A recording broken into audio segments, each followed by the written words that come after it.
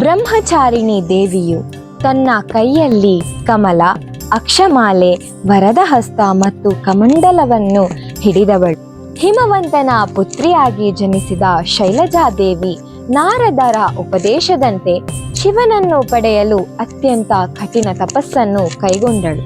ಆದ್ದರಿಂದ ಈಕೆಯನ್ನು ಬ್ರಹ್ಮಚಾರಿಣಿ ಅಥವಾ ತಪಶ್ಚಾರಿಣಿ ಎಂದು ಕರೆಯುತ್ತಾರೆ. ಇಲ್ಲಿ ಬ್ರಹ್ಮ ಎಂದರೆ ತಪಸ್ಸು ಎಂದರ್ಥ. ಆಚರಣೆ ಎಂದರೆ ಕೈಗೊಂಡವಳು.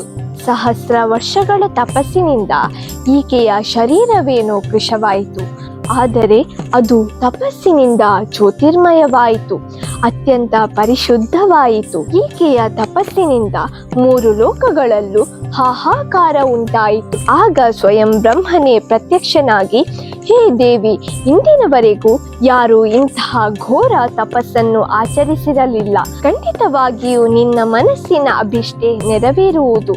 ಶಿವನು ನಿನ್ನ ಪತಿಯಾಗುವನು. ಈಗ ನಿನ್ನ ತಪಸ್ಸನ್ನು ನಿಲ್ಲಿಸಿ ಮನೆಗೆ ತೆರಳು ಎಂದನು. ಅನಂತರ ಪರಶಿವನು ಶೈಲಜಳನ್ನು ವಿವಾಹವಾದನು. ನವರಾತ್ರಿಯ ಈ 2ನೆಯ ಶುಭ ದಿನದಂದು ಸಾಧಕರು ಅವಳನ್ನು ಆಚರಿಸಿದರೆ ಅವರ ಮನಸ್ಸು ಸ್ವಾಧಿಷ್ಠಾನ ಚಕ್ರದಲ್ಲಿ ನೆಲೆಗೊಳ್ಳುತ್ತದೆ. ದೇವಿಯ ಆಶೀರ್ವಾದದಿಂದ ಸಾಧಕರಿಗೆ ಸ್ಥಿರ ಬುದ್ಧಿಯು ಉಂಟಾಗುತ್ತದೆ ಎಂದು ತಂತ್ರಶಾಸ್ತ್ರಗಳು ತಿಳಿಸುತ್ತದೆ.